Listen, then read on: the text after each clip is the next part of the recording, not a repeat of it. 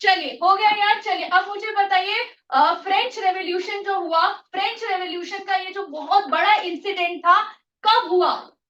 1789, ठीक है, 14 जुलाई 1789। ईयर क्या है? ईयर क्या है? 1789। अब फिर से क्या करना है आपको? फिर से आपको क्या करना है? आपको ये पिक्चर को एकदम विजुअलाइज कर लेना है। आपको मैं ये क्यों बता रही हूँ? क्योंकि अब ये फर्स्ट क्वेश्चन है, तो मैं आपको अच्छे से क्लियर कर रही हूँ। उसके बाद जब हम आगे चलते जाएंगे फिर आपके पास टाइम नहीं होगा। I will not be able to give you the time to revise, ठीक है, इतना भी टाइम नहीं दे पाऊंगी। तो अभी फॉर्मेट समझ लो कि हम लोग क्या करने वाले। पहला क्वेश्चन मेरा क्या आया? इंसिडेंट ऑफ फ्रांस इन 1789, ठीक है। इसमें हमने क्या क्या चीजें देखी, अब हमें आंसर बनाना है। हमको नहीं पता है कि इसका आंसर क्या है, तो हम किस पे चलेंगे? हम फटाफट से देखेंगे कुछ पॉइंट्स के बारे में। आप देखो, तुम्हें 10 लाइनें, 10 lines, it is difficult to learn 10 lines और to remember things, but you can remember these small points. I hope you that is easier to revise or to just retain in your mind, ठीक है। तो बताओ क्या हुआ incident में? पहला point बताओ जल्दी से। मिलिशिया। सेकंड पॉइंट बताओ, ब्रो। तीसरा पॉइंट बताओ, गवर्नमेंट बिल्डिंग्स। मिलिशिया ने क्या किया? पूरे के वेस्टाइल के प्रिजन को क्या कर दिया? तोड़ दिया, ठीक है। उसके बाद क्या ब्रो किया? और किसको रिलीज किया? Very good. And third thing, Soviet government buildings को और वो जो पत्थर थे वहां के, ठीक है, उसको तोड़ के एज अ किसकी तरह यूज किया? सोविनियर की तरह। हो गया यार? बस 100%। चलो लिखो बिना देखे, लिखो 1 मिनट में, जल्दी से लिखो, जल्दी से। इशिका बातें नहीं करनी है, कुछ सोच विचार में नहीं डूबना है बेटा, फटाफट से लिखना है, ठीक है। ऐसे सोचते रहोगे तो कैसे काम चलेगा? एम आई राइट काम्या? ओके ये वाला को 45 पड़ेगा बेटा, please mute yourselves, mute yourselves. तो म्यूट करो। 2 3 4 नंबर 45 पड़ेगा। दो, ये 2 है। 14 जुलाई 1789, Gurbani. First point is militia. Second point is rogue. Very good. Third point is government buildings. militia ने क्या किया? Stop the bastard. Very good. उसके बाद broke and prisoners released. Very good. Third point, government buildings souvenir of destruction. Very good. ठीक है, चलिए फटाफट से लिख लीजिए, जल्दी come on, hurry up.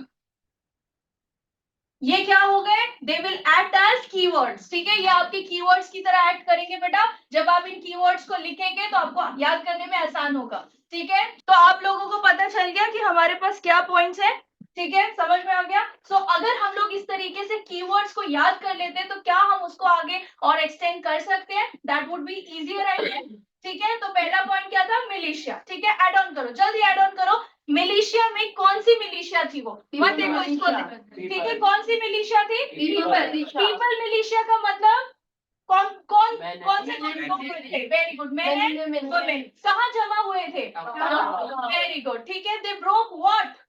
The Bastille prison, ठीक है। उसके बाद तीसरी चीज सबसे इंपॉर्टेंट, और क्या क्या डिस्ट्रक्ट किया उन्होंने? Government building. Very good. और ये सब उन्होंने डिस्ट्रक्शन करने के बाद वो आगे कहाँ पहुंचे? उन्होंने इन फ्रैगमेंट्स को कैसे यूज किया as a souvenir of its destruction, and it was the very significant event of the history, the French Revolution, and the ideals of equality, fraternity and liberty has spreaded worldwide because of this French Revolution. Got it? हो गया। अब हम चलते हैं दूसरे question पे, जो बहुत इंपॉर्टेंट क्वेश्चन है, the political, social and economic conditions of the France. अब यहाँ पे मैंने तीनों पॉइंट्स लिए, पॉलिटिकल, सोशल एंड इकोनॉमिकल, ठीक है।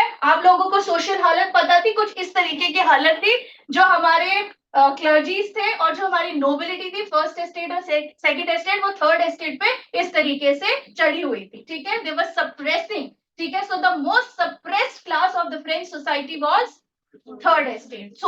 कुछ सोशल कंडीशन कुछ ऐसी थी। इकोनॉमिक कंडीशंस कैसी थी? टैक्सेस कौन पे करता था बच्चों? Third estate. कौन कौन से टैक्सेस होते थे वो? Price, sale and indirect tax, ठीक है। चलो इसके बाद पॉलिटिकल सिचुएशन कैसी थी? पॉलिटिकल, पॉलिटिक्स, ठीक है, कौन राज करता था वहां पर? लुई 16, ठीक है। तो पॉलिटिकल कंडीशन में किसका ध्यान आना चाहिए? राजा का, ठीक है। सोशल कंडीशंस में किसका ध्यान आना चाहिए? Clergy, nobility and third estate, and the most suppressed group was third estate. Very nice. And political and economical में किसका ध्यान आना चाहिए? टैक्सेस का। वेरी गुड, ठीक है, हो गया यार। चलिए आगे मूव करें, बस, ठीक है। देखो, बर्बन किंग, लुई किससे बिलोंग करता था? लुई 16, बर्बन डायनेस्टी से। सेकंड चीज was an extremely autocratic and weak will, ठीक है। उसको जनता से कोई लेना देना नहीं था, ठीक है। उसको सिर्फ क्या करना था? उसको सिर्फ पैसा जमा करना था, ट्रेजरी जमा करनी थी, और वो लोगों के लिए बिल्कुल भी हेल्पफुल नहीं था। He was very dominating, he was cruel, और we can say he was autocratic, ठीक है। बहुत ही कैसा था वो? ऑटोक्रेसी, मतलब अपने हाथ में पावर रखने वाला था, जनता को कोई भी पावर उसने नहीं दी थी। And third thing, extreme poverty and widespread hunger. और राजा का जब प्रजा पे ध्यान ही नहीं है तो क्या फैलेगा? सारा का सारा टैक्सेस ले लो तुम थर्ड एस्टेट से, सब अपनी जेब में डाल लो, तो उनके पास क्या बचेगा? सिर्फ भूख और गरीबी, ठीक है। पॉवर्टी एंड हंगर, हो गया 3 पॉइंट यार। Social, economical and political condition. अभी से छोटा सा 3 पॉइंट बना है। Bourbon kings, second point was an extremely autocratic and weak willed, ये पॉलिटिकल कंडीशन है, and extreme poverty and widespread hunger, ठीक है गाइस। क्लियर हो गया? फटाफट लिखेंगे इसको। क्लब में तो वैसे आते थे ना जो नॉर्मल होते, जो थोड़े पुअर होते थे स्टेट। देखो सर, ऐसा नहीं है, वहां के पेजेंट्स भी थे जो मैक्सिमम पुअर थे, लेकिन जो मिडिल क्लास था वो और बिजनेस क्लास था वो भी थर्ड एस्टेट में आता था, अगर आप लोगों को पता हो तो वो भी जैकोबिन क्लब का पार्ट, ठीक है। चलो अब आगे फटाफट से चलो। और जैकोबिन क्लब में क्या क्या था फटाफट देखो। जैकोबिन क्लब क्या था? एक social club? No. Economical club? No. कौन सा club? Social club? No. Economical club? No. कैसा क्लब था? Political club. पॉलिटिकल क्लब, ठीक है। इसके बाद देखो, टू डिस्कस गवर्नमेंट पॉलिसीज। ये जैकोबिन क्लब क्यों बनाया था? क्योंकि लोग दुखी हो चुके थे, ठीक है, गवर्नमेंट से, और उन्हीं गवर्नमेंट पॉलिसीज को डिस्कस करने के लिए क्या बनाया गया था? जैकोबिन क्लब बनाया गया था। Belong to the less prosperous section, क्योंकि सबसे ज्यादा किसको सप्रेस किया जाता था? Third estate. तो उन्हीं के, वही सबसे लेस प्रॉस्पर थे, उन्हीं के पास पैसा नहीं था, वही हंगर से मर रहे थे, उन्हीं को सब प्रॉब्लम थी। तो that is why who belong to the less prosperous section, ठीक है। ऐसा नहीं है सारे ही गरीब थे, लेकिन ओवरऑल थर्ड एस्टेट था। इसके बाद यहाँ पे देखो, ये जो पॉलिटिकल क्लब था ये क्या करता था? ये क्या लिखा गया? इंसुरेक्शन। इंसुरेक्शन का मतलब बता सकते हैं कोई? मैम, एक जगह पे गैदर करना लोग। Very good. जैसे आप लोग यहाँ पे एक साथ गैदर्ड हुए हो ना, तो आज हमने क्या किया है? आज हमने हिस्ट्री की क्लास को क्या किया है? एक साथ गैदर किया। आप गैदर भी वर्ड यूज कर सकते हो, but to be very particular और the you know very up to the topic, तो हम लोग क्या वर्ड यूज करते हैं? इंसुरेक्शन, ठीक है। इंसुरेक्शन, ठीक है। चलिए, तो यहाँ पे गैदरिंग करना। इसके बाद ये क्या डिस्कस करते थे? गैदर होके, देखो ऐसे याद करो, एक पॉलिटिकल क्लब था, उसने क्या क्या लोगों को गैदर किया? इंसुरेक्शन किया। और ये किसको किसको डिस्कस करने के लिए बना? पॉलिटिकल गवर्नमेंट पॉलिसीज को। और ये कहाँ पे? पैलेस ऑफ ट्यूलरीज के बारे में। पैलेस ऑफ ट्यूलरीज मैंने क्यों लिखा होगा बताओ? मैम इसके ऊपर ma'am execution of kingdom strong किया था पैलेस ऑफ वेरी गुड। तो देखो, सुनो बात, अब फिर से कनेक्ट करो सारे बच्चे, ध्यान से देखो। ये किसको डिस्कस करते थे? गवर्नमेंट पॉलिसीज को। और किसको इन्हें खत्म करना था? मोनार्की को, ठीक है। लुई 16 को, मोनार्की को। और मोनार्की भाई साहब कौन से महल में रहते थे? Palace of. बहुत बच्चों को आज तक यही लगता है कि वो बेस्ट स्टाइल में रहते थे। नहीं बेटा, वो बेस्ट स्टाइल में नहीं रहते थे, वो जेल था। इनिशियली ठीक है? Palace of Versailles. ये कहाँ रहते थे? पैलेस ऑफ ट्यूलरीज में रहते थे। हाँ, कहाँ रहते थे? Palace of Tuileries. तो उसी का खात्मा करने की बातें यहाँ पे होती थी। उसके बाद आगे मूव करो।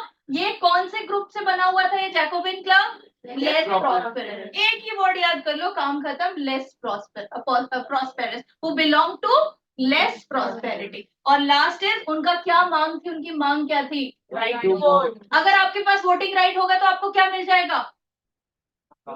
Power, very good. किसको चूज करने की पावर? लीडर को। और इनडायरेक्टली कौन रूल कर रहा है? People, very good. तो right to vote is very important, तो उनको यही चाहिए था। हो गया याद? चलो फटाफट से इसको कनेक्ट करो। हमें इसको कहानी की तरह याद करना है। जैकोबिन क्लब क्या था? एक पॉलिटिकल क्लब था। उसने क्या किया? लोगों को गैदर किया, इंसुरेक्शन किया। किस बात के लिए? To discuss the government policies. ठीक है, इसके बाद वो किसको खत्म करना चाहता था?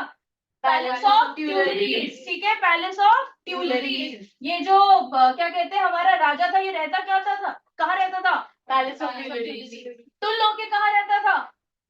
ट्यूलरीज। कहाँ रहता था? टुल होके। कहाँ रहता था राजा? टुल होके, ट्यूलरीज। ठीक है, और आगे क्या हुआ? कौन से ग्रुप ज्यादा यहाँ से बिलोंग करता था? Less prosperous. और लास्ट पॉइंट क्या चाहता था? Right to vote. हो गया याद? क्या यार तुम लोग ऐसे हिस्ट्री को ऐसे मुश्किल बना देते हो। चलो गाइस, अब इस आंसर को बढ़ा चढ़ा के लिखना है। क्यों? क्योंकि ये आंसर 3 नंबर का या 5 नंबर का आएगा। 1 नंबर वाले का मैंने रिस्क ही नहीं लिया। ठीक है, देखो what was Jacobin club? Jacobin club क्या था? आपसे ये क्वेश्चन पूछा जाएगा, और ये पूछा जाएगा कौन मेंबर्स थे, कैसे जैकोबिन्स ने काम किया, क्या किया। ठीक है, तो अब आप फिर कंफ्यूज हो जाएंगे कि मैम हम आंसर बनाए कैसे। तो कोई टेंशन नहीं, जैसे ये क्वेश्चन आए वो चेहरा याद कर लेना मैक्सिमिलियन रॉबेस्पियर का, जो मैंने अभी आपको दिखाया था। उसके बाद वो बुलेट पॉइंट्स याद कर लेना, पूरी कहानी याद कर लेना। क्या हुआ था? पॉलिटिकल क्लब था मैम, इंसुरेक्शन हुआ था, गवर्नमेंट पॉलिसीज को डिस्कस करने के लिए मिलते थे, और ट्यूलरीज को खत्म करना था, पैलेस ऑफ ट्यूलरीज को, जहां राजा टुल्लो के पड़ा रहता था। ठीक है, उसको कन्वेंशन करना था उसका, और उसके बाद क्या करना था? उसके बाद आगे मूव करना था, और राइट टू वोट हमें उन्हें चाहिए था। और कौन से ग्रुप को चाहिए था? लेस प्रॉस्पेरस ग्रुप को। बस ये कहानी याद कर लेना, और ये आंसर चेपाना वहां। ठीक है, चलो बस एक चीज मुझे बतानी है, ये सब मैंने आपको समझा दिया है, बस एक पॉइंट आपको बताना है। इलेक्शंस वर हेल्ड, बाद में ट्यूलरीज को खत्म किया गया, राजा को कन्वेंशन में डाल दिया गया, राजा को गिरफ्तार कर लिया गया, या कह लो राजा को हाँ हॉस्टेज कर दिया गया। हॉस्टेज मतलब बंदी बना दिया गया। ठीक है, बंदी बना दिया गया। चलो बंदी बना दिया गया। उसके बाद बंदी बनाने के बाद क्या मिल गया लोगों को? Election, right to vote. Elections में वो पार्टिसिपेट कर सकते हैं। पर कौन? मेन ऑफ 21 years और above regardless of the wealth got the right to vote. ठीक है, लेकिन क्या वुमेन को मिला? No ma'am. ठीक है, 1946। Very good. ठीक है, और मेन ऑफ 21 years ओल्ड और अबव, और उसके बाद उनको क्या मिला? Right to vote. पर उनके पास वेल्थ हो ना हो उससे कोई फर्क नहीं पड़ता, पर वुमेन को अभी भी राइट नहीं मिला है। And convention was form. Convention मतलब गवर्नमेंट। तो नई नवेली सरकार बन गई। ठीक है, क्योंकि राजा मर गया, राजा मर गई, रानी हो गई, कहानी खत्म कहानी। और फिर क्या बन गया? कन्वेंशन बन गया, एक नई गवर्नमेंट। ठीक है, तो राजा टुल्लो के कहाँ पड़ा रहता था? Palace of Tuileries. भूलोगे? No ma'am. कहानी याद हो गई पूरी जैकोबिन क्लब की। अब कोई भी पूछ ले जैकोबिन क्लब क्या था, कहाँ से आया था, कौन उसका मेंबर था, उन्होंने क्या क्या काम किया, that is all clear to you all, I hope. ठीक है, चलो आगे फटाफट मूव करते हैं। अब इसके बारे में पढ़ते हैं, फ्रेंच कॉन्स्टिट्यूशन ऑफ 1791। अब मैंने फिर से बोला, मर गया राजा, मर गई रानी, हो गई खत्म कहानी, और फिर क्या आ गया? एक नई सरकार, और उसके बाद आ गया क्या? एक नया कॉन्स्टिट्यूशन। यही वो कॉन्स्टिट्यूशन है जिससे पूरे वर्ल्ड को कॉन्स्टिट्यूशन बनाने की प्रेरणा मिली, इंस्पिरेशन मिली। ठीक है, चलो देख ले आगे इस कॉन्स्टिट्यूशन को।